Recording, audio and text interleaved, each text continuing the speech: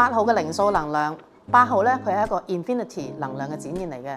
佢好多時咧，無論係工作上啦，同埋你叫佢玩咧，佢都可以去盡佢喎。8號嘅人好得意嘅，分咗兩類，亦都分咗已成長同埋未成長嘅。當係一個未成長嘅8號人嘅話咧，佢身邊嘅所有嘅人，佢屋企人啦，佢嘅朋友啦，都好保護佢嘅。佢好似一個溫室小花被栽培咁樣，所以極度受保護。有好多嘅8號人咧，你睇落去嘅話咧，好似懶洋洋啊，乜都唔知自己可以做啲咩，唔想做。因為其實8號人係需要自己獨立出嚟嘅。當你獨立咗，自我成長之後咧，你可能會係一個企業家啦，可能會一個好叻做生意嘅人啦。喺你嘅字典入邊咧，互相合作同埋互相利用咧係一個正面詞嚟嘅。大家嘅力量互相加起上嚟咧，先至可以為呢個社會啦，為呢個世界做得更加多嘅嘢。你會 set 目標，亦都會慢慢達標嘅。你需要有成就感，你希望你自己付出嘅努力可以回饋翻呢個社會同埋呢個世界。而8號人嘅課題係啲咩呢？當你達標咗之後，你就會揾下一個目標。到底結果係咪真係咁重要呢？人生上面嘅快樂，除咗我真係達標之外，咁其他呢？我身邊嘅所有人呢？我點樣先至可以真真正正開心呢？除咗結果，其實經歷對於我哋人生嚟講呢，都係非常之重要嘅。